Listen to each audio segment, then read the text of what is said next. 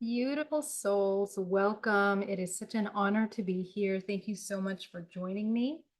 And I really wanted to put together a series of videos after our shadow work course that was actually really awesome. We were able to really deep dive into some topics that were key to understanding the shadow. And it really led me to realize that, you know, a lot of people really don't know what really is shadow work on a very deep level. And so, what would it look like to break down shadow work into its parts, not just from a conceptual perception, but a practical, embodied perspective? In other words, when you're doing the shadow work, what does that feel like? What does that look like? What should we expect? And the entire process of shadow work. So, number one, identifying first, what is the shadow? What is actually occurring? Kind of narrowing down on the exact key point that you want to focus on. And number two, taking a look at some of the patterns behind that. Number three, the emotions, psychological, emotional, energetic elements that are essentially affected by the shadow. And so, the deeper we look into this, there's many layers that are participant in this system of dismantling the shadow. The shadow is very much the construct that we build. We abide to this construct of what we perceive as reality. Everything that we believe is true about ourselves, the filters of perception that we see through to see reality, are built very strongly around us and very intricately connected to many layers that are psychological, emotional, that are biochemical, that are in the nervous system, and behavioral patterns. Right? We're talking deeper in the subconscious layers, the kind of patterns that we keep repeating over and over. And so I'm going to initiate this series of videos where we're going to really deep dive into every element of the shadow that you could ever possibly encounter. Okay, the inside out of the shadow. What does that look like? How does that feel?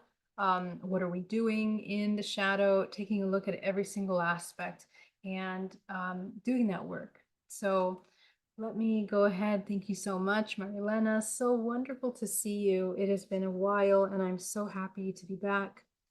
Um,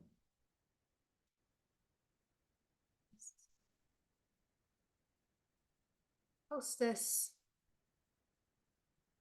All right, beautiful soul. So let's jump into it. I thought I would organize my thoughts in kind of a series of slides that you guys are going to be able to access on my website in my resource system. And I just want to quickly actually share some updates that I did to my website. My entire system is kind of going through a revamp right now. And so, some of you might have noticed that things have changed on my website. We're going into a kind of a deep dive into the actual work that I'm offering at this time. Oh, let me see if I can share my screen with you guys. And actually, I did that. Sorry. Yeah, I want to share with you some elements of my website. So, for those of you that might not know, I have a really awesome resource area on my website that you can access. And this resources is hundreds of free videos. So, and you can access them through my YouTube channel, but I also organize them here step by step. So, for example, the alchemical challenge, which is my number one, viewed by hundreds and hundreds of participants. They've joined the challenge. And so here you have all these videos that are nicely situated in one page that you can access. And this is all free. Okay, so there's different levels of information to access all of these little different resources that are available to you. Okay.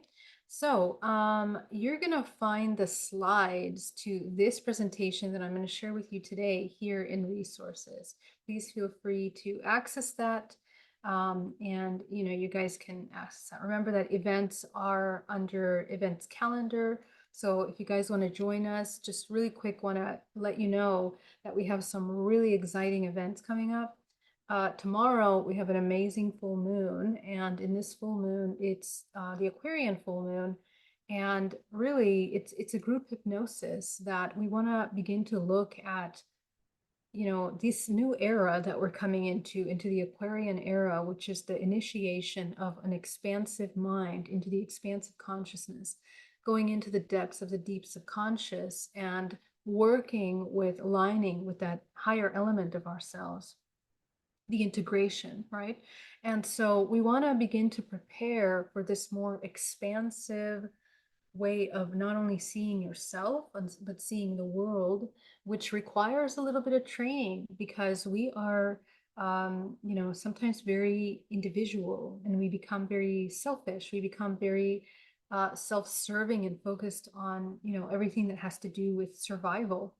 And so we want to kind of take a look at some of these archetypal elements that are coming up at this time with the full moon, which is to focus on this initiate. Okay, so I consider all of my students to be initiates that are really questioning the depths of their subconscious and learning how to work in these layers. And in this hypnotherapy, we're going to be taking a look at this collective consciousness.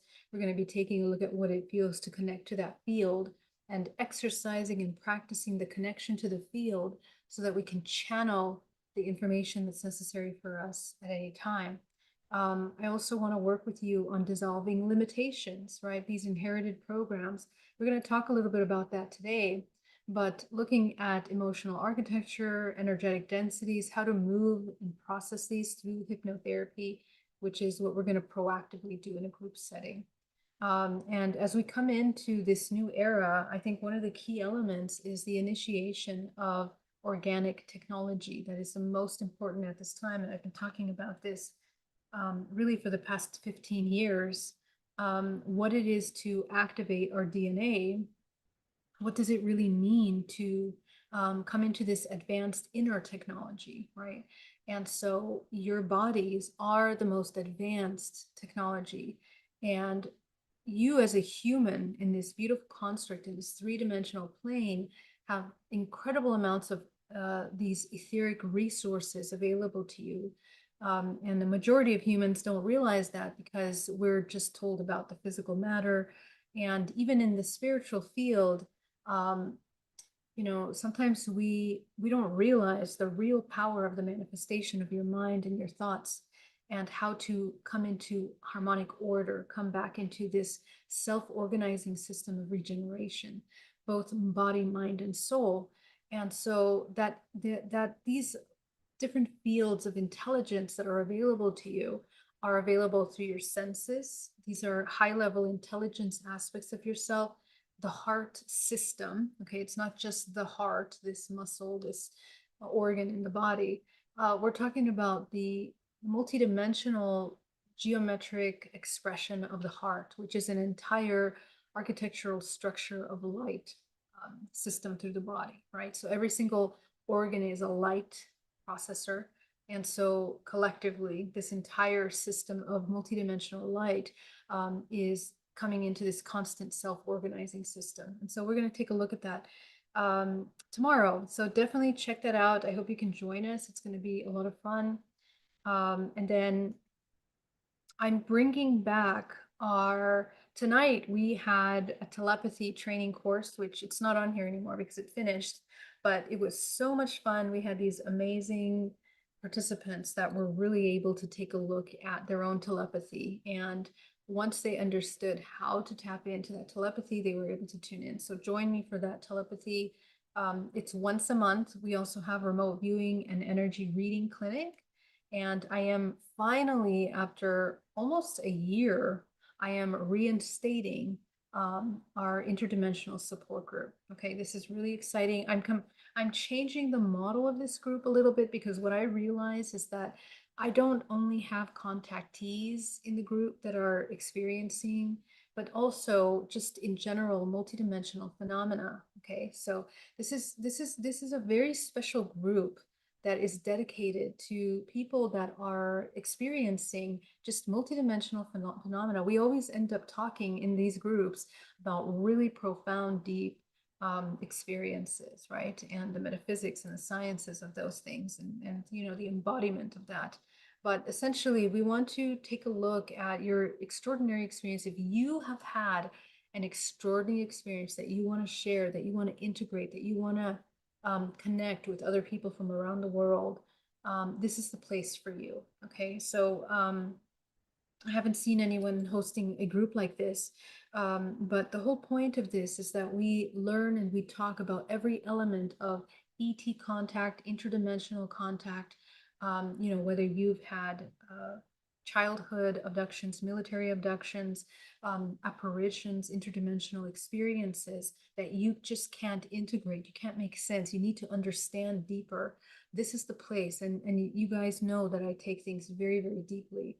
I really like to, deep dive into the deep subconscious of these. I'm looking at the energetic, psychological, the emotional, and the physical parts of these experiences. So please do join me. It is free or by donation. You're welcome to put zero here, or you're welcome to put whatever amount you feel you want to donate. Okay, so it's completely open to everyone that wants to join. Right now, hybridmother.com is being forwarded to geraldineorozco.com because I want to consolidate everything in one system. And I'll talk more about that when that's ready. But you can register at my website at geraldineorozco.com for this class. Okay. And finally, before we jump into what I want to talk to you about, two more events: Energy Healing Clinic, which is where I read your energy system.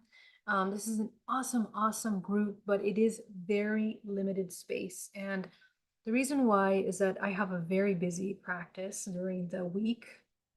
Okay, I usually see about 15 to 20 clients a week, and it takes a lot of energy for me to hold that level of space. I'm working from 2.5 hours to 3 hour and a half sessions every day, all day. So, you know, uh, it takes a lot to tune into this field, especially when I'm reading 30, 40 people at once. Okay.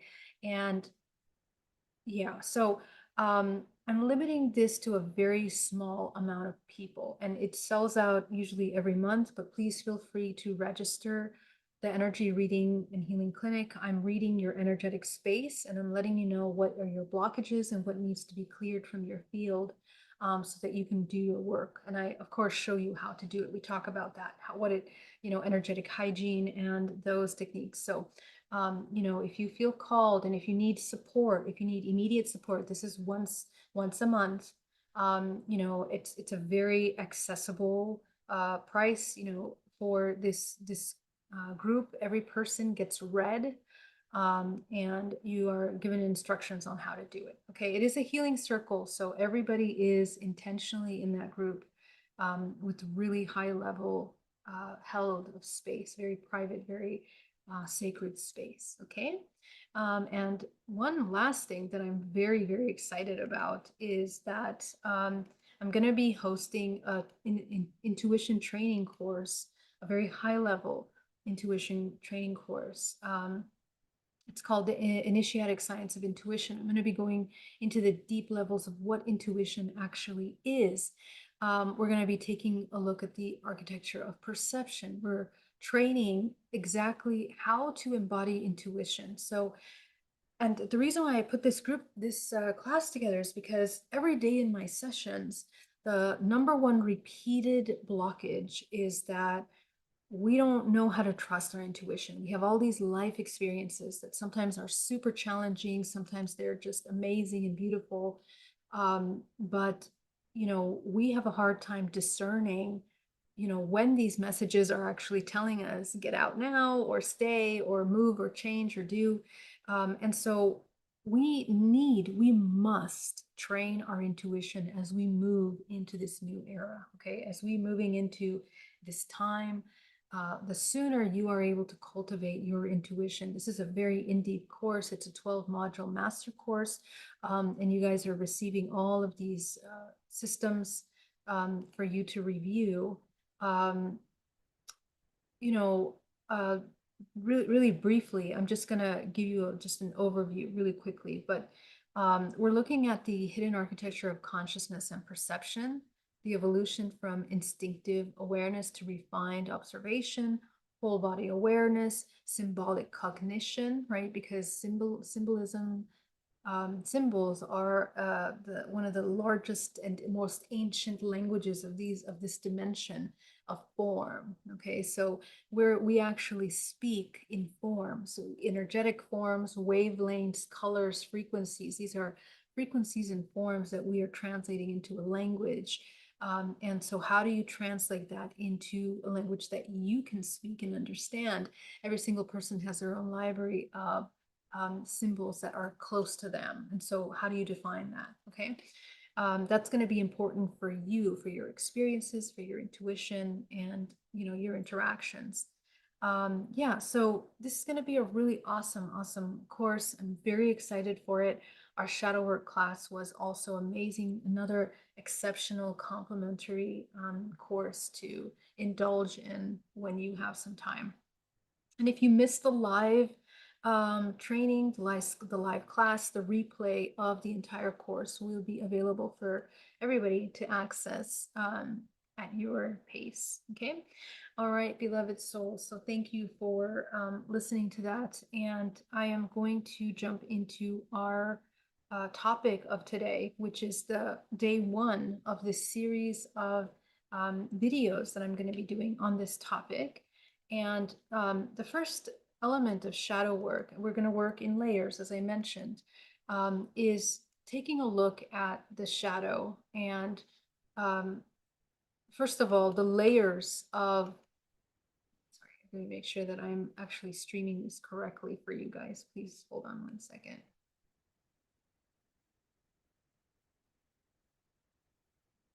Don't see your email invite lately. Oh my goodness, guys. Yeah, Charles, tell me about it. That's gonna give me a heart attack to read that because um yeah, I've had a really, just before I start this, a really quick little thing that I've been experiencing that's been extremely frustrating. Last month or 2 months ago, 2 months ago, Wix disconnected our email capacity, right? And it was really frustrating because their reason behind that was that people that didn't want to receive the email were receiving it, and were not receiving it. Um, and they would block, or they would something like that, some red flag for our email. And so we did everything we could to get the securities up. I had to pay like tons of money to set up the email properly again, with new restrictions, new rules. And also the topics that I was speaking about in my emails were being filtered by the system. Okay, so that's unfortunate. Um, but basically, I went through my entire mailing list, which is significantly large, and I had to go through every single email. Okay, I'm talking about thousands, okay, above 40,000 emails with my team to see who is registered, who's not registered. So if you want to receive my emails, it is possible that you're on the website, you're a participant of groups, but if you don't proactively subscribe to my email, you won't be receiving the messages. And this is a new rule that Wix has come up with in order to maintain email safety and security and respecting the wishes of the receiver. But there's a tremendous amount of technical issues involved in that, because some people want to receive it, and then they say yes, and then their email bounces our emails back without them knowing. So all kinds of technical things that are happening, which are out of my control completely. So Um, Very difficult to reason with Wix. They have warned us that, if it happens again, they're going to turn it off indefinitely.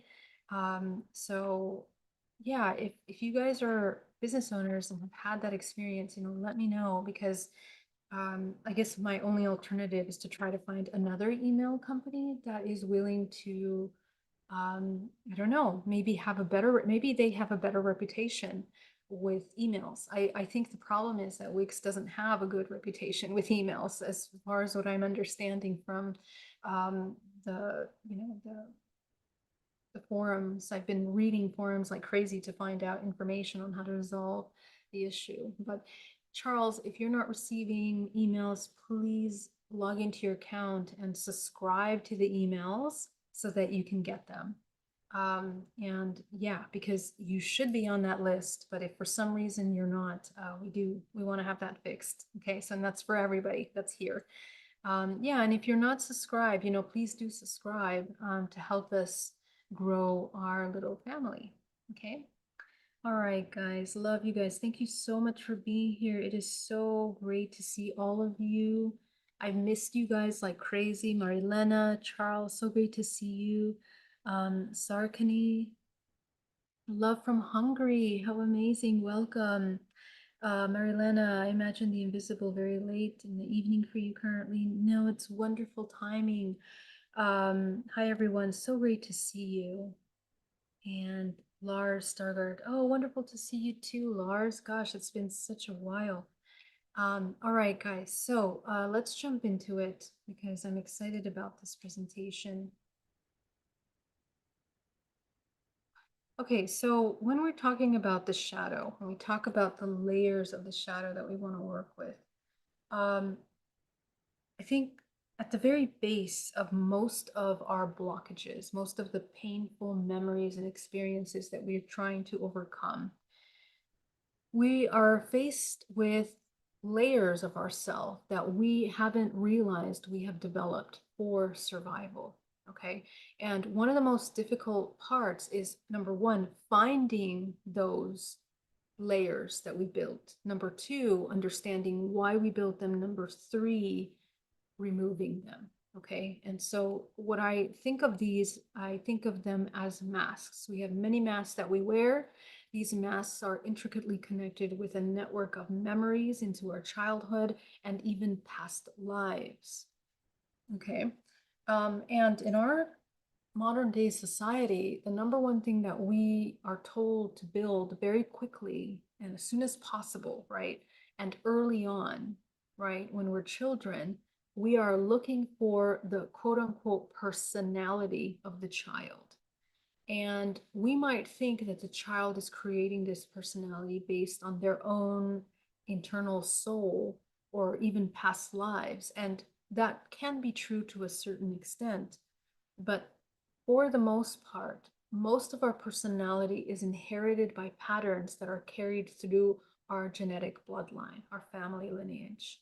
Okay. And so it's really hard for us to differentiate that because as parents, sometimes we ourselves have not even taken the time to take a look at those layers of belief systems. Okay, we have a lot of not only our ego, but we have a lot of defense mechanisms to protect those sensitive parts of ourselves, and we built these masks with good reason to protect that. Okay, so we develop our personality, and we need to understand first why and how we develop this personality. Usually we tend to think that this is something that is, um, you know, it's developed when we're born. But again, as I mentioned, this is something that we develop as we grow.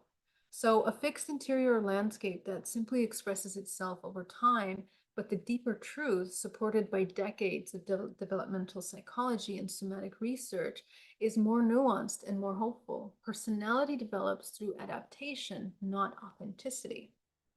Okay. From our earliest moments, and I will add to that, that when you remove all of these masks and you allow your authentic self to shine, your essence is something that is far more creative and unique than any fabricated, constructed personality that you will ever have. Because the essence that emerges when these masks of personality are removed is a pure creating state, which is something that in our human race, very few of us have encountered. Very few of us have encountered a human that has developed themselves to the point where they are in a pure state of creation and their essence is emerging. Okay.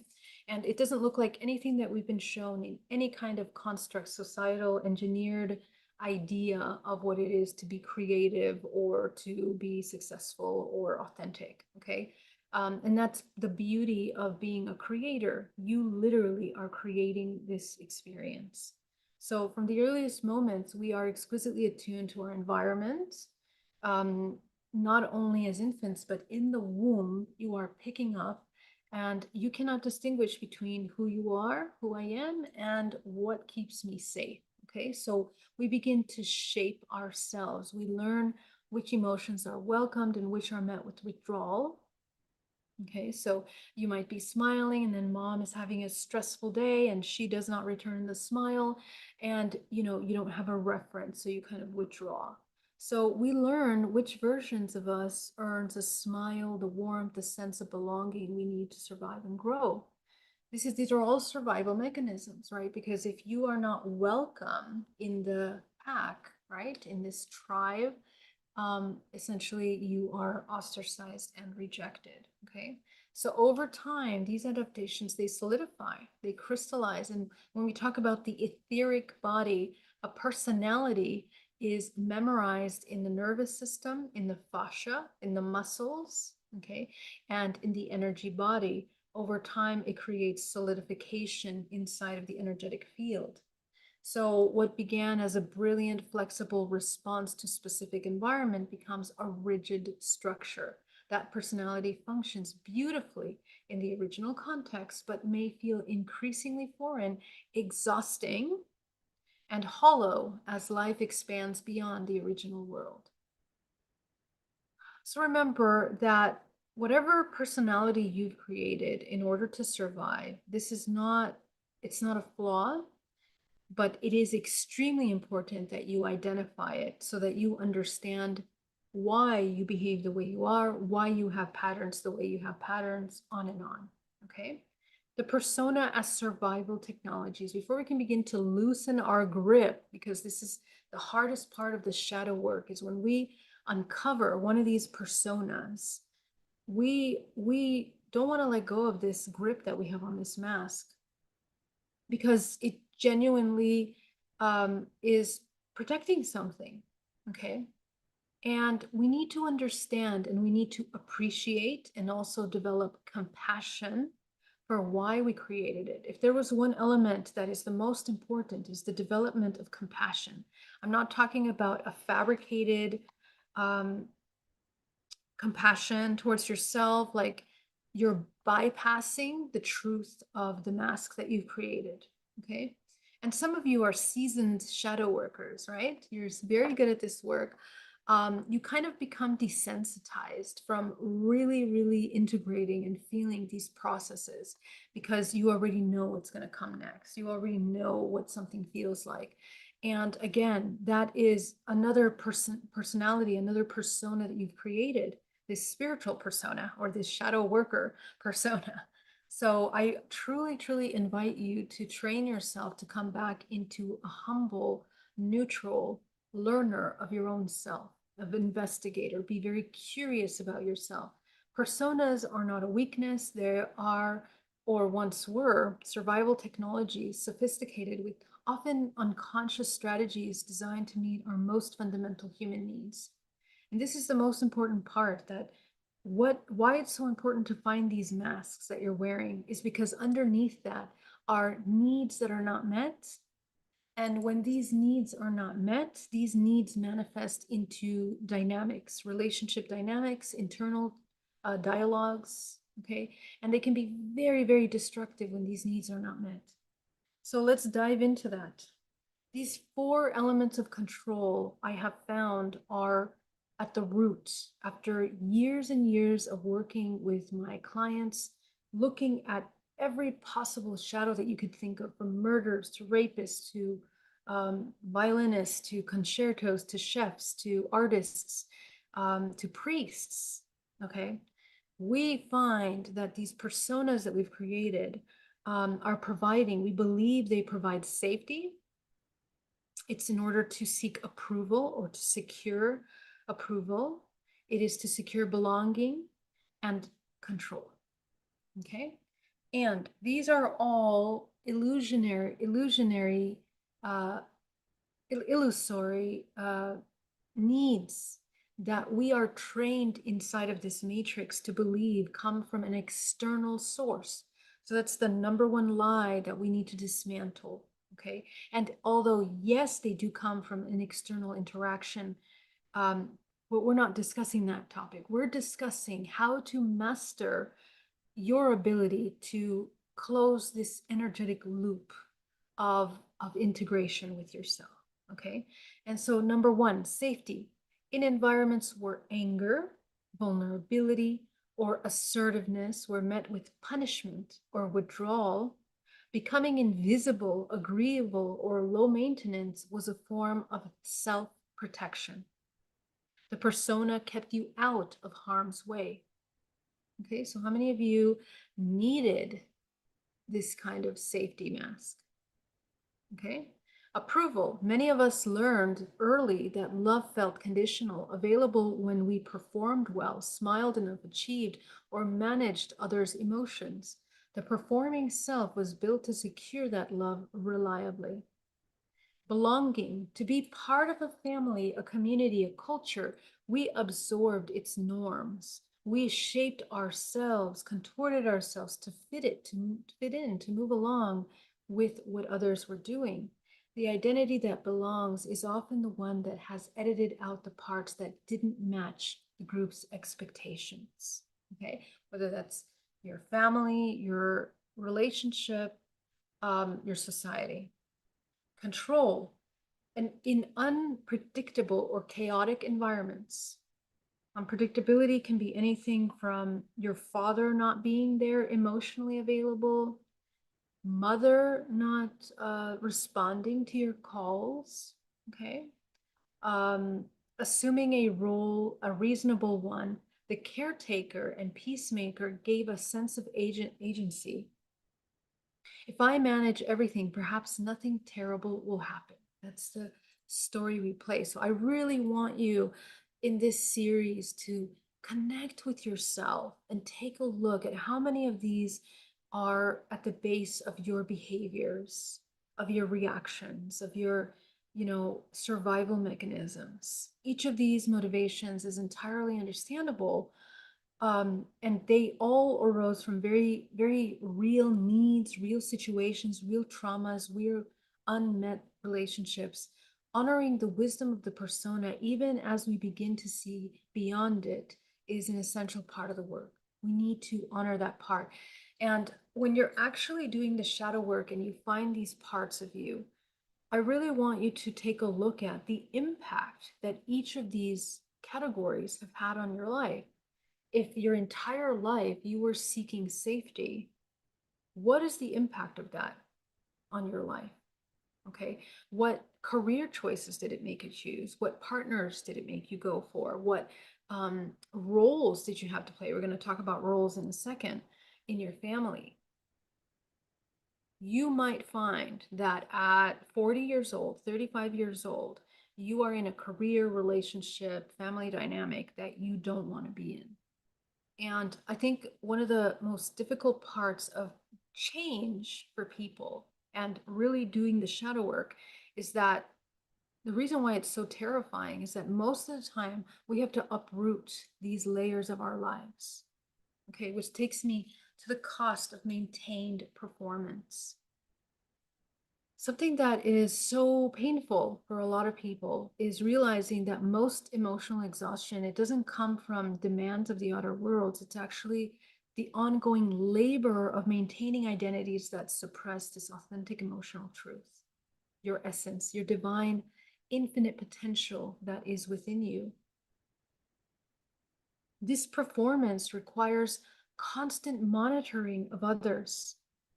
We're always checking in to see if others are going to be okay with us, reactions and needs, filtering and editing emotional responses before they surface, maintaining consistency in a role even when it no longer fits, suppressing impulses, desires, or grief that don't belong to a persona, reconstructing the mask after moments when it slipped. Okay, that's exhausting.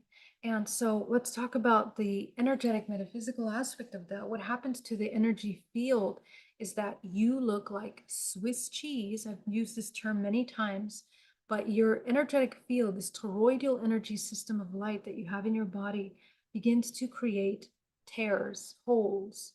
And what is occupying those holes are the cords that are connecting to each of these elements that you are performing. Okay, these where your energy is required. What is the cost of this over time? The nervous system registers this performance as a chaotic low-grade stress. And not to mention, I made a post today about how chronic stress affects DNA. It affects its full expression, its immune response. It affects the way the cells split. Okay, the entire system cannot function when we constantly have a subconscious low-grade stress in the back of our mind. And so you might be persistently tired. You might feel like even if you sleep hours and hours, you're not fully resolved, you're not fully restored. You have a sense of flatness or disconnection in relationships where you, quote unquote, should feel close, or a quiet undercurrent of resentment. And this is what I see a lot in my practice. We quietly resent our children, our partners, our families, right? Our societies. And a note on this resentment that all of this is weaponized against us, because when we have these subconscious undercurrents of resentment, they are very easily manipulated into consumerism, self-destruction, the pharmaceutical industry, toxic foods, imbalanced behaviors. Your energy goes into pornography, gambling, addictions, alcohol, drugs, any number of stimulants that can divert your attention from this constant underlying stress that you have underneath you, this internal war. When we talk about a spiritual war, this is what we're talking about. The war is with yourself. And it is not just the one target that you can access without going into these deeper layers of your masks. So this performance can be so automatic that the performer, we don't even know that we don't even know why we feel the way we do or what we're feeling.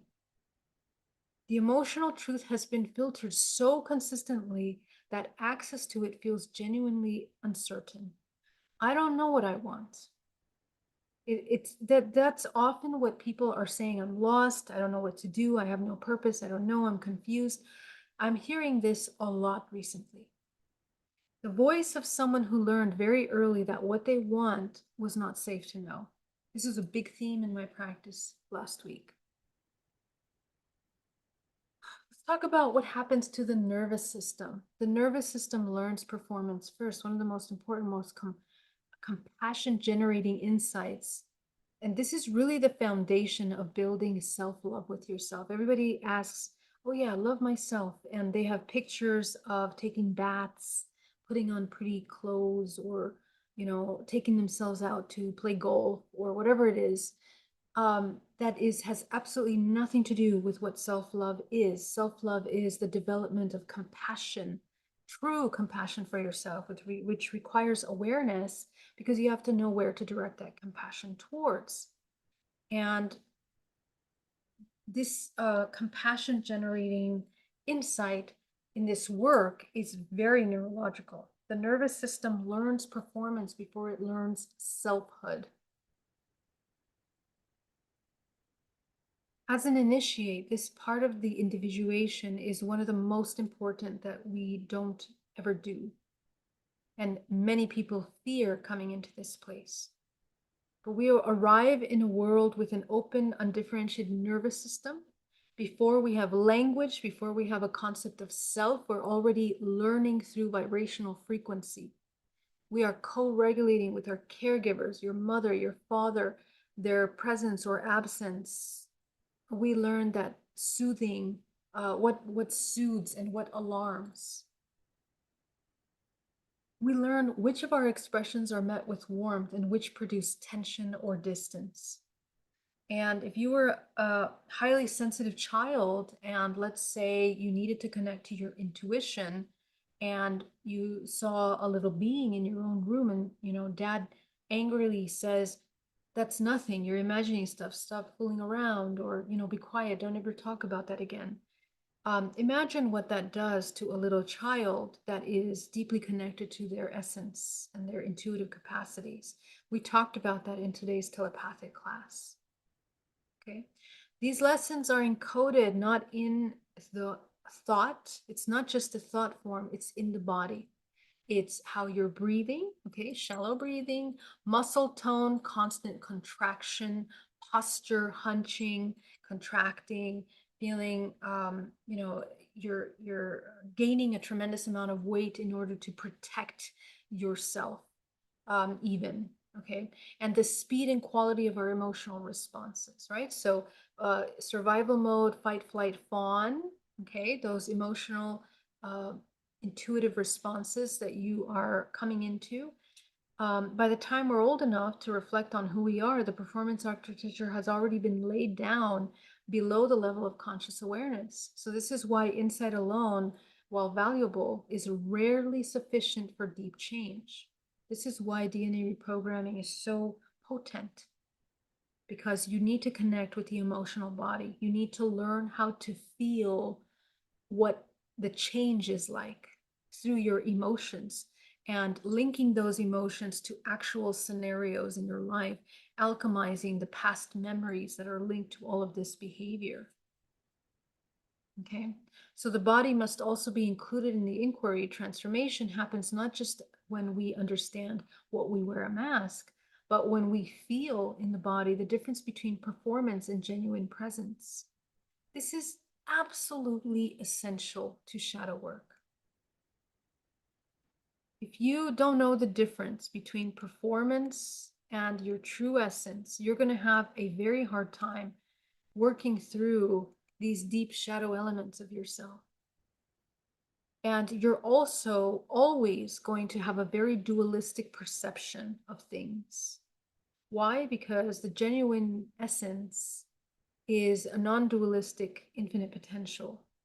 And if you don't know what that means, then you haven't gotten to that state yet. You haven't felt that yet. And that's okay, because we have layers and layers of conditioning. Okay.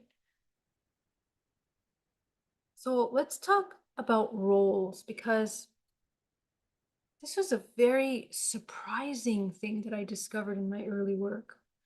I'd never realized, even up until recently, the kind of roles that I was playing in my life that I thought were just innocent elements of myself.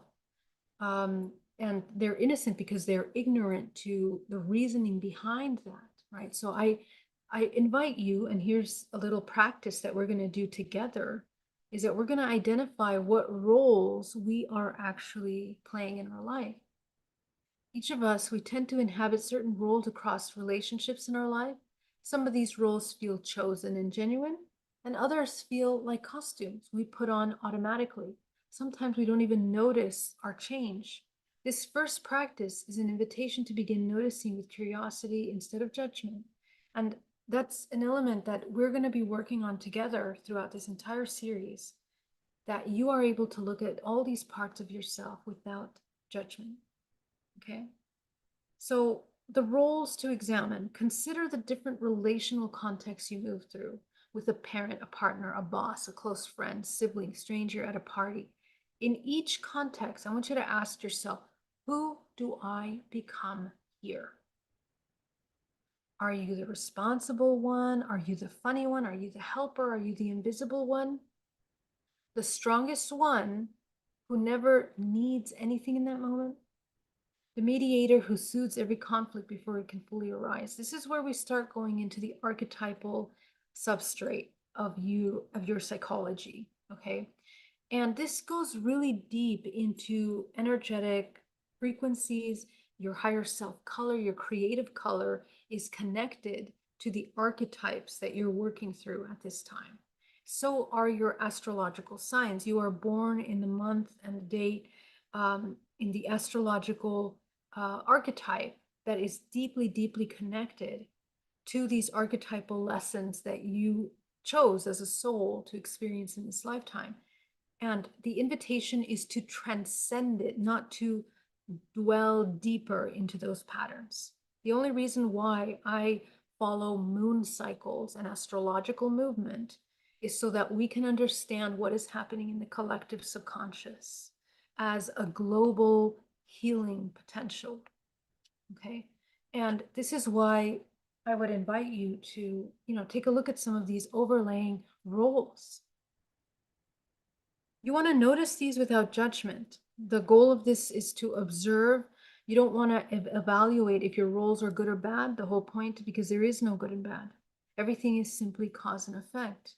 You don't want to look if it's healthy or unhealthy. You just want to come and bring them to light. You're bringing them when you name them out, you bring them from the unconscious into the awareness. And as you do this practice, begin with one relationship that feels important or charged, okay? And ask, what version of me shows up here? Okay? So if you guys are here, go put it in the comments below. Give us an example if you feel like you can share. You don't have to say who the relationship is with, but what role do you find that you are playing in these dynamics? What does that version allow and what does it prevent? You don't need answers yet. The quality of the question in itself is the practice. Okay, allow yourself to observe that.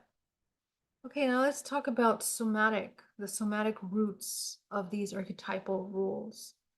You might find that as you observe the role, you might find that maybe in your relationship you're intimidated, or maybe the relationship with mother, right, or father, or your partner, or your, colleagues. You're intimidated, and so your voice changes, your posture changes, right? Your emotional responses begin to become filtered. So we are very adept to maintaining a story of who we are, okay, because that's the survival mechanism. The body is much more intelligent in helping us understand these subconscious responses, identifying them, okay? So notice if your pitch changes, the bass, does your voice become softer or quieter? Does it become louder? Perhaps you become more dominant in that relationship.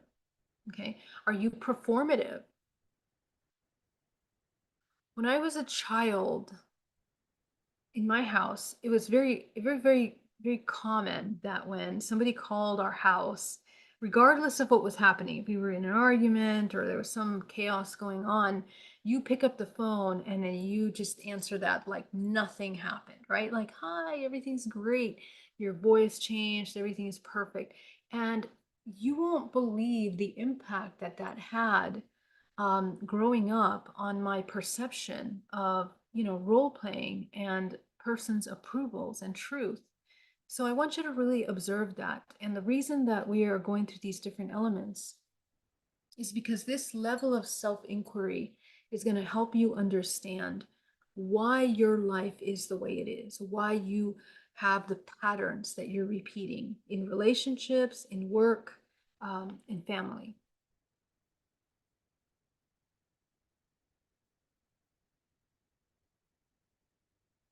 Notice your body, okay? And when we talk about posture change, I want you to take it deeper into your muscle system, okay? I want you to notice which one of your chakras is more overactive or more contracted, front or back. That's going to tell you a lot about your feminine, masculine response and perception in these roles, okay? So as you're doing this, you guys have an extra layer of intelligence and wisdom that you've learned about your multidimensional body. The front of the body is the masculine, the back is the feminine, the right is the masculine, the left is the feminine. And we are able to work through these energy systems in the body to identify deeper subconscious layers of emotional, um, contraction in the body. So if you tend to have a lot of accidents on the right side of the body, you might notice that it's an imbalance of the masculine that keeps repeating, not just in your everyday life. It might be lifetime to lifetime. Okay. And so this program, this belief system might be so deeply ingrained in you that you are repeating this program over and over. Okay. Also, notice when you are, you know, emotionally filtering, where when you pay attention to the micro moment between feeling and expression, there's often a brief internal edit. For example, it might come up that you feel hurt, but I will present as fine. I feel angry, but I will present as understanding. This was the hardest thing for me to break. Okay. Because, you know, if you for those of you that are people pleasers, that are always trying to please others in your relationships, this kind of filtering is something that is very, very typical. So I want you, if you know that about yourself, I want you to be extra, extra cautious and paying attention to this part. That every time you identify an emotion in your body, that you don't try to filter it. Okay. I want you to release all the resistance you have to your own truth and allow your truth to emerge. This conscious thought, slowing down enough to catch the unfiltered feeling, even briefly, is itself a significant act of self-reclamation. When you have exercised this practice over and over and over and over and over again in your meditation and are now engaging in your everyday life, you will no longer, you will pause before you start filtering yourself. And this is how you build authenticity with yourself and those around you. This is how you come into your authentic self. Okay, so one thing that I do every single day, multiple times a day, not only while I meditate, but also I have a dream journal. I have a journal for healing traumas and programs and patterns. Um, Lots of different kinds of really great writing practices that help link mind, body, and emotional connection. Okay, so it's not an accusation. Why did you who did you become to survive? You don't want to think of this like you need to defend yourself.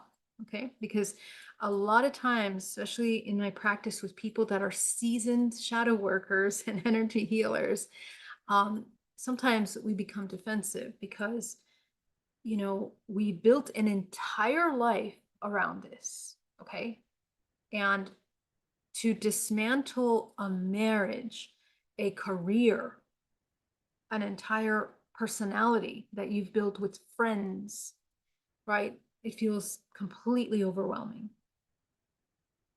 And yet, if you continue to do that over and over and over again while still maintaining true to yourself, you will be free and filled with deep sense of self-love, deep sense of creative connection, and your relationships will be more genuine, more freeing, more authentic, more co-creative, as opposed to codependent, toxic, imbalanced exchanges, depleting. Okay, so through grief, sorry, let me read this correctly. It is not an invitation to grieve, though grief may arise and can be honored when it does. It is at its heart a question of compassion and clarity. So, first of all, you want to be in a very nice meditative space. You want to take yourself back to a memory, and you can, follow the many videos that I have on this meditation to get to the shadow work. But I want you to really get to this specific memory. And rather than answering the question abstractly, I want you to let a specific early memory or relational dynamic come forward, perhaps as a parent whose approval you needed, a sibling dynamic in which you developed a role to survive, a school environment where you first felt the pressure to become someone other than who you weren't. Right from the particular, the general will reveal itself. Write honest inventory. Ask yourself, what did I learn to hide? What did I amplify? What feelings became unsafe to show? What parts of me were celebrated? And what parts were quietly discouraged? Write without editing, write without trying to gaslight yourself. That's something that we tend to do because we want to be further along, or we don't want to feel certain emotions, or we are still in denial about these things. And even if you've gone through these practices before, I invite you to do them from a very neutral place. And you want to write this without editing in a way that you're making yourself sound better or worse than the truth. Okay, you want to fight against the urge to try to make yourself sound better. And that's sometimes that's difficult because again, we have a protective layer that you might not realize. Okay. Close with compassion. Before you close your journal, take the moment to acknowledge the child or younger person who's built these adaptations. They did what they needed to do in order to survive. They're not wrong. They were wise with the tools that they had. They performed from the knowledge that was available to them and that they learned. Okay. Today's transformation objective. The single most important invitation of today, of day one, is in one sentence, witness the distinction between essence and performance identity. Okay, let's talk about what those are. You don't want to eliminate the persona because the ego is not something that you can dissolve or destroy at all. Okay, that's a complete misconception to think that the ego is something that we need to destroy. The ego is nothing more than the identity of this physical body. It's the interface of this physical body. So we're not condemning the role that you have played simply, and this simplicity carries enormous depth. To begin to see the difference between the self that learned to perform and the self that exists beneath the performance. Let's talk about performance identity. This performance identity is learned through rational and environmental adaptation. It's shaped by what was rewarded, safe, or required. It maintains consistency through effort and vigilance. It feels like who I must be. It often carries exhaustion, rigidity, or a quiet sense of inauthenticity. I really invite you to challenge these parts of yourself. Your essence. Okay, this is the presence that is there before any of this adaptation.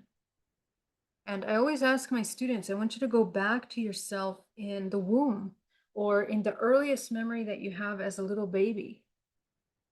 Okay, well, the first time you started to feel your mother's stress or your father's, disconnect, what did you know in that moment was right? Or what did you know in that moment was true when you began to tap into those emotions? Okay. When you tune into your essence, it doesn't require a maintenance. It simply is. And at the core, you are all and nothing simultaneously. You don't need to juggle, control, contort in order to fit in any certain box.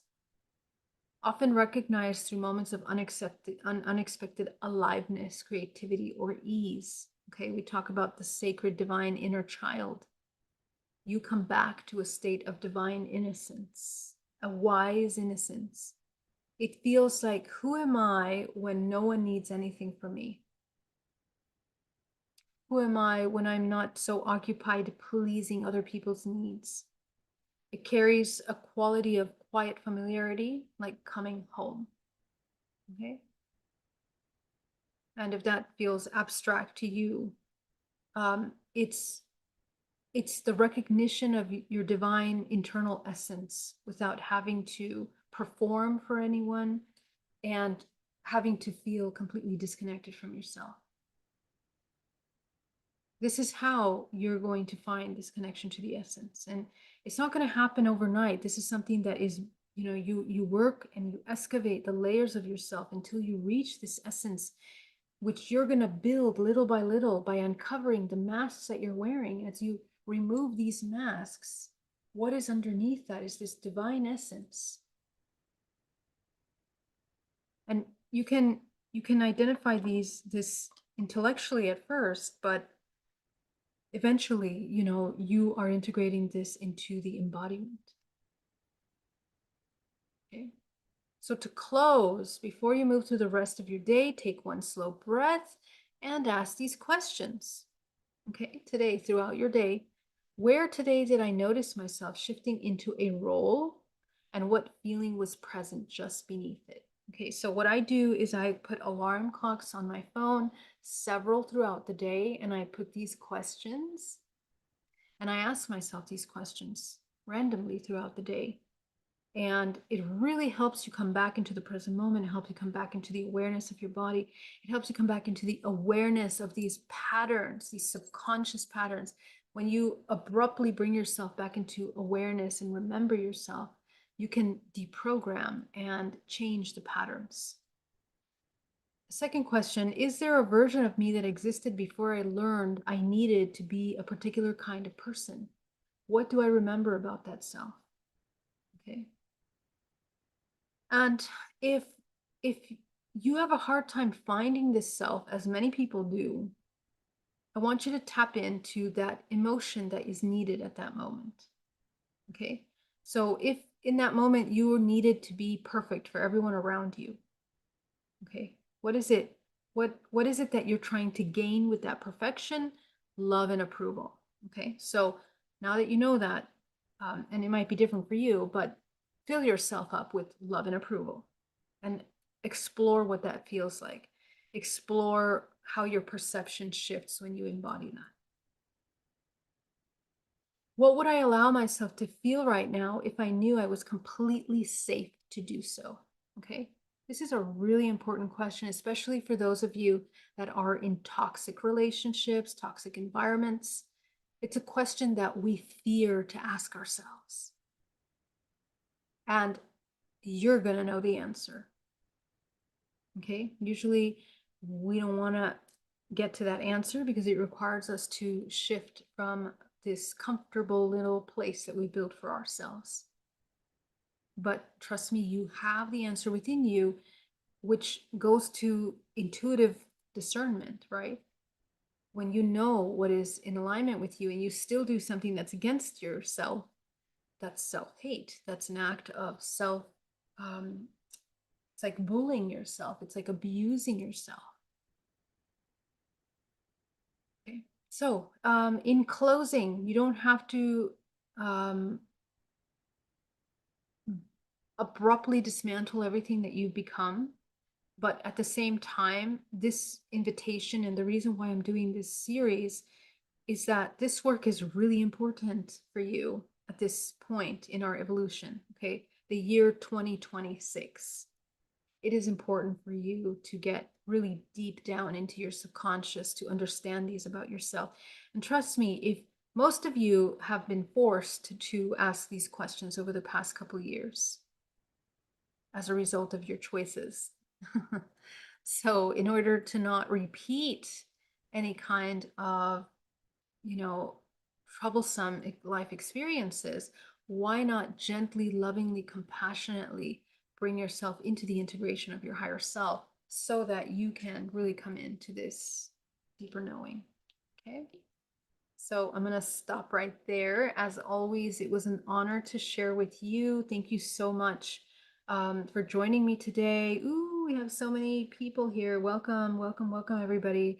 It's great to see you guys. God, great to see you. I want to say hi to everyone because I'm so grateful you're here. Michelle, hello. Randy Fishel, welcome. Good to catch you live. Yes, yay.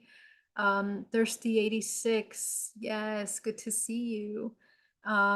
Kitty Catty Whack, a wonderful late night with Geraldine. Yay, or early morning for me being on the East Coast. Yay, I'm so glad to have you here. User PK, super late, but glad to catch this live. Yay, I hope it's not too late for you. Pono says, let's go deep. Yes. Philip says, kitty cat in a box. Yay, I love that. Thank you for that. Cosmic Joe, welcome. Cosmic Joe, Philip Blair, thank you for that beautiful hug. No heartbreaks. Cosmic Joe says, I'm having extreme difficulty with life right now, and I'm hoping that your teachings will help me cope with the situation that I'm in. I really hope so too. Cosmic Joe, feel free to ask questions if you have questions that you need help with. I will do my best to answer them.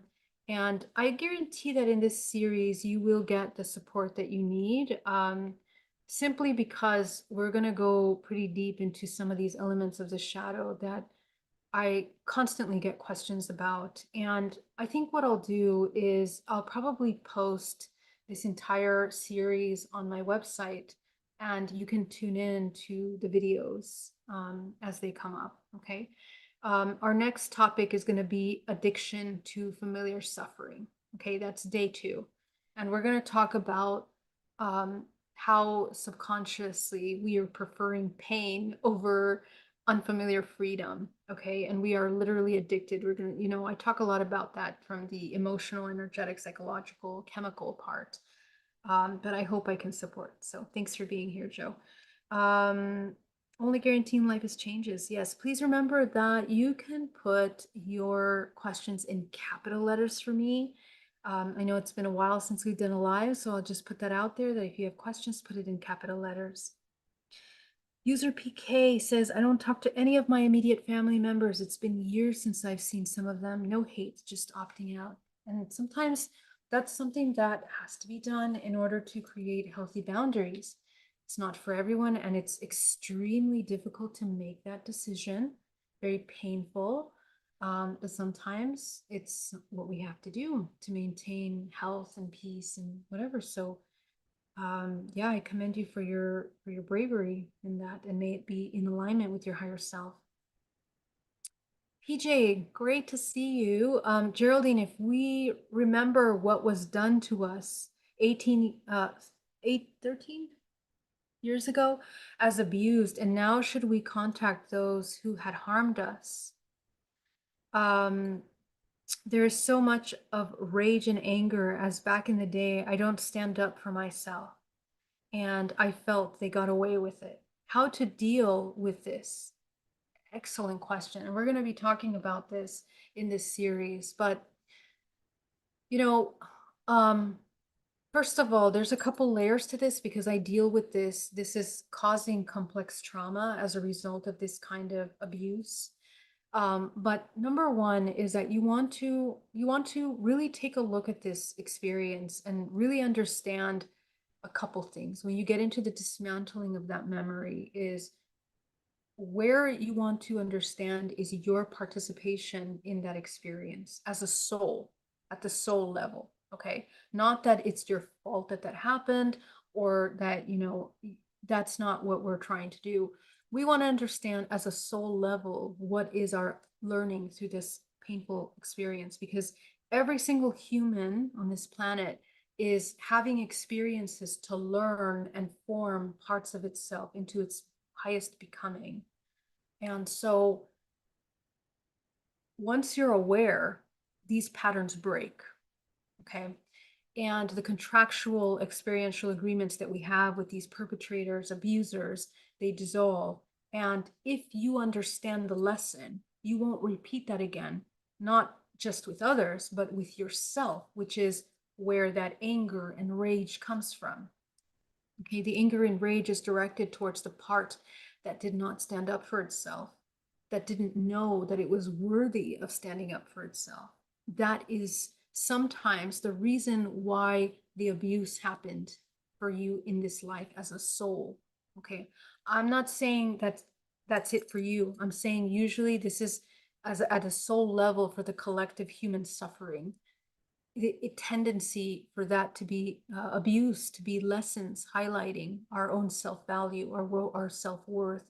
These are usually very profound ancestral sufferings and belief systems that you are called to break at this time in your bloodline. Okay. So you might notice that similar abuse has happened for many generations in the bloodline. Nobody stands up for themselves. You manifest the rage and the anger. Sometimes our family members haven't even touched the rage and the anger because they didn't know they were allowed. Okay. And I guarantee that you are another level up from these ancestors. Okay. The fact that you're here deep diving into these topics means that you have come in to clean and flush them out, not from an imaginary level, but from a really deep conscious level as a soul. And so essentially, once you understand why you don't feel worthy to stand up for yourself, understand your belief systems that are created as a result of the construct of that experience, how can you come back to the self and become, what do you need to become the person that would stand up for themselves if it were to happen again? You can't go back to the past and change the actual events that happen, but you can alchemize the fractal of yourself that experienced that. And you can do it visionary, looking at your aspect of yourself, giving her the tools that they needed in order to stand up for themselves. And that's how you will begin to learn from those experiences. You can learn from the memories by alchemizing those memories more powerfully than in this present moment. Because if you have a collection of memories that you have alchemized, you have an library of knowledge that you have just gained. And if anyone begins to behave even a little bit like they're crossing boundaries in that direction, you will know to immediately redirect your attention, your energy. And that builds confidence, it builds self-respect, it builds self-compassion. This is the act of self-love. The actual embodiment of self-love is a complete change in your behavior. Okay. And you will learn how to build that. And that rage and that anger will alchemize into self-compassion. Because you also have to understand, and this is what we're going to talk about in the next video, is that, you know, we're addicted to the rage, the anger, the pain, because even the abuse that happened to us, it's programmed, it's memorized in the body. So you just keep living there over and over and over and over. You keep repeating that on rewind. So we have to interrupt that process and the addiction, because we have an addiction to those emotions. We have to step out of the body to observe. Not, you're not leaving the body, just come into this third observer at yourself and take a look at yourself when you are filled with this rage, with this anger. What's happening to you? The depletion of life force, the cortisol, right? The inflammation, the stress, the anxiety, the organs that are burning up in this anger, the contraction of your muscles, the illnesses that can emerge from that. You continue to abuse and replicate the abuse, the self-destructiveness that that person did to themselves by doing what they did to you, and that they did to you, and that you're now continuing to do to yourself. Okay, so this is a process, and layer by layer, I'm showing you how to move through that. Nobody gets away with anything. Okay, for better or worse. The interesting thing about this universe is that everything is operating in a self-organizing harmonic order.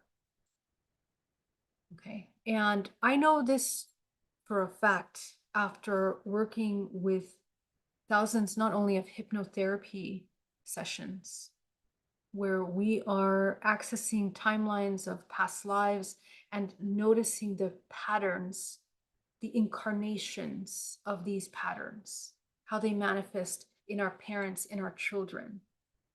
It's pretty incredible, pretty impressive. And when we talk about karma, we're talking about cause and effect.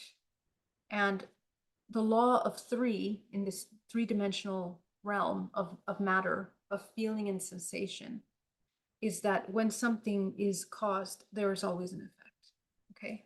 So you don't need to be concerned too much with, you know, making that person pay for what they did, um, that is usually the ego that is angry at itself most of the time. Okay. And yes, we do have reason to be angry at the other person. But when you look at these things from a higher level and you begin to understand why that person behaves the way they do, you're also going to notice that underneath the layers of their behavior is the exact same wounding that was created in you and that runs through your family bloodline. Okay. And you don't really need to know the details of the things that happened to you, because this is a very interesting architecture of trauma that is quite replicable through, centuries of work um, and our evolution in human history. Okay. Whatever is the root, whether it stemmed from insecurity, whether it stemmed from loneliness, abandonment, fear, anger, we have that seed within us as well. And that makes us a resonance to those experiences. The seed that you have in your body might have come from your mother and father and your ancestral lineage. Again, we need to understand our participation in that soul experience. Okay, we're talking on a really deep level, not a surface level. I'm talking on a really deep level that we want to excavate the layers of these deep subconscious beliefs. Okay. I understood my anger, rage was me not speaking up, boundaries, communication, and self-esteem. How doing the work, but felt that person got away by abusing me and enjoying their life.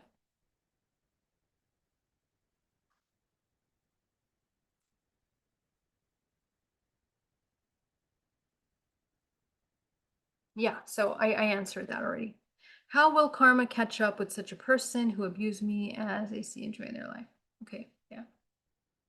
Yeah, again, I hope I answered that question. And I will address this in this series when we talk about cause and effect. And um, I mean, there's many layers. We're going to talk about the hidden rewards behind self-sabotage. We're going to talk about the inner child.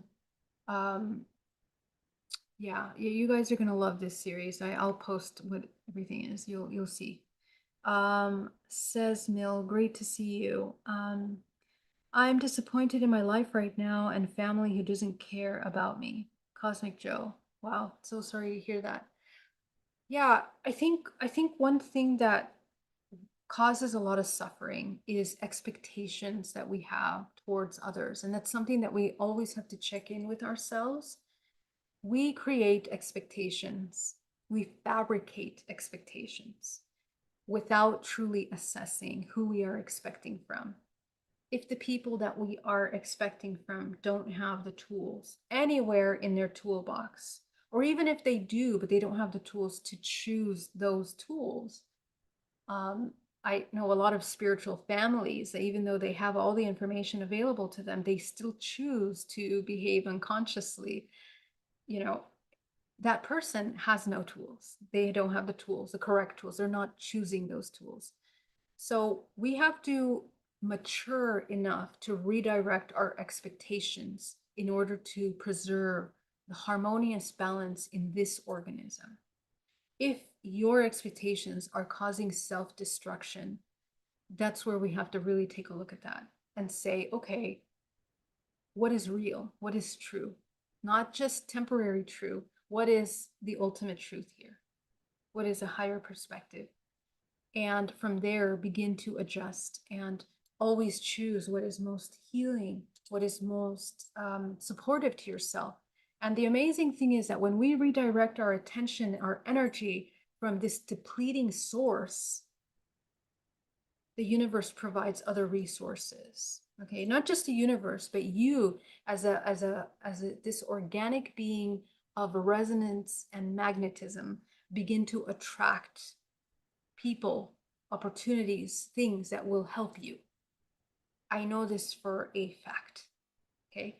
And I've seen it over and over again in my practice. I've seen it in my own life, even in the times where I didn't even think it was possible that it is supported. And so I guess the concept of surrendering to the moment is not just about letting go of, things and floating around. No, the true surrender is a deep, deep, humbling and sobering reconnection with yourself to understand what truly are your needs at the core, and meeting those needs energetically, emotionally, intimately, in a way that your higher self can respond creatively. Okay, so who directs that magnetic attraction to an opportunity that will support you is the higher self. It's through vibrational frequency. When you hold that frequency of self-serving, of a not self-serving in a way that is causing harm to others, self-serving in a way where you are nourishing, I should say, nourishing the self in a very deep way, you then begin to shift your frequency that allows you to attract opportunities to support you. You get ideas, okay? And also, I think in this time of major separation, with so many things that are causing stress, anxiety, and fear in the world around us, we have lost trust in ourselves. Boy, after the pandemic, because of the pandemic, people have lost the connection with the divine. They have, some of you have deepened that connection, but a lot of people, a lot of the general public has lost trust in themselves. Okay, because there was a major gaslighting, major deception, so many things that have tested our ability to trust. And so we are repairing that as a human race. Okay, in order for the next step is a deep, powerful, intuitive connection, which we're going to be developing and building on as we now move forward. Okay. I was verbally, emotionally, mentally, physically abused, sexual and emotional bullying, harassment, betrayal, and cheating from former partner. Uh, me cheating on him. Oh, from former partner. Okay. Yes. Okay. Yeah. So PJ, you gotta again take a look at those things, and um, yeah. So the deeper you go into each of these scenarios, you quickly begin to realize your participation in that. So identify your participation, forgive yourself for the things that you need to forgive yourself for, meet the needs of the one that, made those choices, whatever they were, even just to be with the person when your internal self was saying not to be, right? With that initial abusive partner. This is always a reason. There's always a reason. First time I catch a live because I'm in Europe. Great to see you, Viviana. User, thank you so much.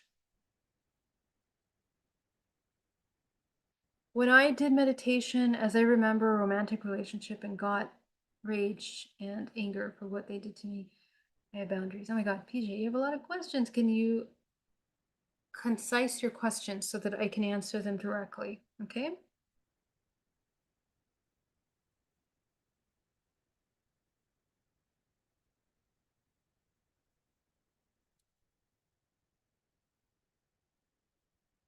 Oh, okay. I answered that already. Okay. Questions in capital letters, guys. I don't want to miss your questions. Grandizer, great to see you here. In search of your chakra with Geraldine Orozco. Yes, let's find it. Tains. Hey, Walker, great to see you. Oh, Joy, so amazing. Great to see you.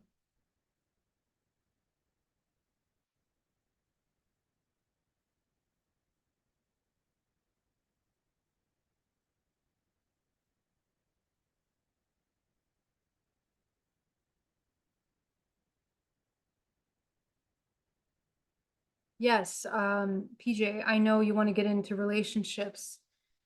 This will definitely address a lot of the questions you're asking because, yes, relationships are important to understand, but in order to understand external relationships, you have to understand your internal relationships. So this series will definitely help address the majority, if not all, of the questions that you're asking at the root. Okay. All right, my love. So let me just see here. If outer world is reflection of inner world and people are mirror, how do I attract beautiful mirror, healthy, beautiful experiences rather than depletion and toxic people? Yeah. So, well, here's the thing. Again, let's go back to the concept of expectations, right? And this is really important. This life is not about finding beautiful people, whatever that means, good people, whatever that means. There's no one that is 100% beautiful, 100% good. There's no such thing as that. Every single human is a plethora of aspects of themselves, just like you are. You're an entire universe, and there are many layers to you. There's many facets to yourself, and that's the complexity and the beauty of incarnating into this three-dimensional realm, is to observe that complexity and learn how to master it through the physical. What a challenging and yet beautiful experience. Okay, one of many. In other dimensions, you don't have a body, and you just have all thought or all essence, or whatever it is. Other dimensions, you have different experiences. So it's not that we always are going to find um, these beautiful, easy relationships once you have done your shadow work. This is ever continuous work. And I don't want to use use work necessarily, because it feels so daunting. Um, I want to use the word love, because love is an entire system of the infinite potential. Okay. You have to mature enough to get used to embodying, being, reflecting infinite potential. And that, again, as I said, infinite potential is white, dark. It's the entire rainbow spectrum, even beyond visible light, as we're now going into the multidimensional era. So the ability to tap into that multidimensionality of yourself, it starts with these kind of, ground rooted, deeply physical, emotional questions that we can then transcend um, into more experiences beyond that. Okay. However, that being said, um, if you are a resonant to toxicity, what parts of you are toxic? What parts of you are abusive? If you're toxic to others and to yourself, you're going to attract toxic people, because that's what you know. And, a person that's not toxic will immediately move away from you. They will redirect their attention. So there won't be a resonance. You need to know yourself very deeply in order to understand why you are creating what you create in your life. That's the key. That's basically the key, that if you understand why you create what you create, you can meet the need that is underneath that. And that's it. And this work is for you to eventually come on to your purpose. Okay, what is your purpose? Your purpose is a result of the uncovering of these gifts, which you find when you heal that internal wounding, because the wounding is designed for you to find your essence.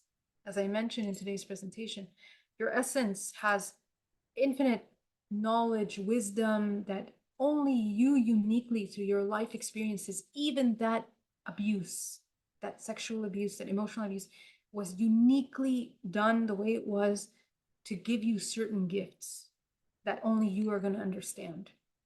And from there, if they might help someone else, you might be able to help someone else.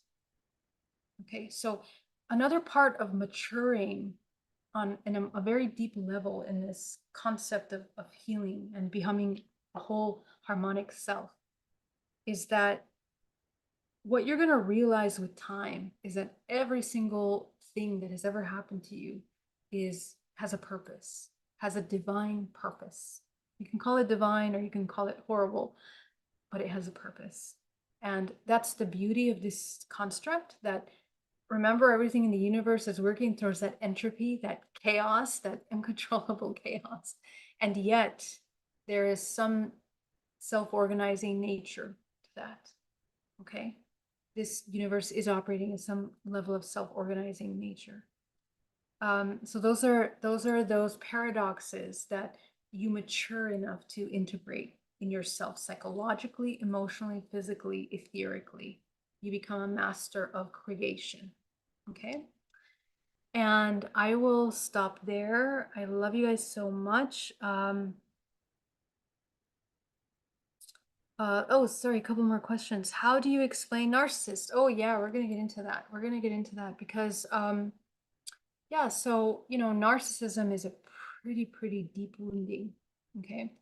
And that choice of that soul to experience narcissism, it's a very painful experience, okay, for that narcissist that sometimes doesn't realize that their entire life, they can live an entire life in that state, but they live in a constant state of fear, a constant state of control, a constant state of anguish in order to control every level of their existence.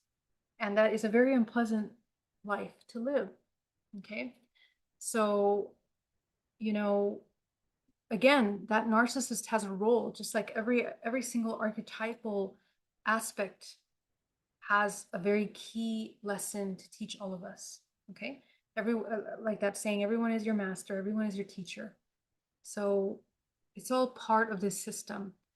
I'm not saying it's okay, whatever they're doing. There's some terrible things these people do. Um, but we have to learn to understand what that is and why we are participating in that. How? Grandizer 12 question. Geraldine, saluti. Salute. Um, Funny, you were mentioned on Spaced Out Radio earlier. Well, really, bring back Geraldine Orozco, please. Was the voice. Will you hopefully make a guest appearance? Oh my gosh, that's so funny. Oh yeah, that's so funny. I thought it was the first of the month, but it's the 29th. Yeah, I don't know. That would be lovely. I would love to come by as a guest appearance. Thank you, Grandizer, for that. PJ says, how to heal fear of abandonment. Yeah. Um, so again, going back to what I was mentioning before, don't abandon yourself. Okay. So we fear abandonment because we give all the power to everyone and anything outside of us to not abandon us. When you are the one that keeps abandoning yourself over and over and over again. You abandon yourself when your intuition tells you not to do something. You abandon yourself when you self-sabotage. You abandon yourself when you try to control things in your life that you shouldn't be controlling, that you can't control. You abandon yourself when you do things against your body. You eat toxic things, you watch toxic things, you feel toxic things continuously. You're stuck in that addiction. So again, if you don't want to be abandoned, learn how to not abandon yourself. That's the quick answer. Okay. Blubber Lane, welcome. Thomas, so great to see you. Boy, I've got some exploring to do to figure out how I attracted the narcissist in my life. Yeah, it's one of the most powerful things, and I've had that experience. And it was very humbling, the things that I found out, okay, about why that happened in my life. All the way back to my childhood, how I was raised, the construct. If you're a man, the role that you play. If you're a woman, the role that you play. Okay. Yeah, one of the surprising things is like, I didn't realize how my conditioning was perfectly setting me up to be the perfect person for that. And also, a lot of healers, if you're a healer or empathic or whatever, you don't, if you're overly empathic, you don't know how to control your empathy, your energy, your um, sensitivity energetically, is what I mean. Um, you're a perfect target for that. Okay, so these are the balances of the universe that we have to learn how to own come into our creation, learn how to create fully. Okay. There's this feeling that life I've been manifesting no longer aligns with who I am, constantly becoming. It's difficult to know now what I want to create and hold that vision when changes happen fast. Okay, so that is telling you to come back to basics. Okay, so you're at a really key point. You've done so much work to the point where you've peeled layers of yourself, and now you're coming into your essence. And now things start to feel kind of rocky because this is the point where a lot of people can revert back to old patterns of people pleasing or coming back to comfort zones, okay, in order to make life easy or, just go with the flow. um, this is an initiation point for you. Here comes the sun 888. This is an initiation point for you because when you are in this point, you literally have to become the first of your bloodline that is going to be creating your life outside the parameters of this old conditioning. Okay, so you need to really connect with yourself and take a look at who you are, your essence. And from there, who are you? What are the things that bring life into you, that bring you so much joy to do, to be, to feel, to know? And connect with those parts authentically and without restriction until you understand what gifts you have to offer this world, because it's in the healing of your traumas, it's in the understanding of your essence that you're going to find your gifts. And if you want to be of service to the world, those gifts are going to be how you do it. And it doesn't mean you're going to be working with people necessarily. It could be that you're an artist and that's just the way that you create in this world. Okay. All right, guys, I love you guys so much. Thank you so much for joining me tonight. It was an honor, and I can't wait to see you again. Please join us if you want tomorrow. Again, we have a lot of really exciting events, but tomorrow we're doing a full moon hypnosis, and I kind of made it in the middle of the day, so I hope that this is something that most of you can access. Here's the link in the chat. I love you so much. Have a beautiful night, and I will see you soon. Bye.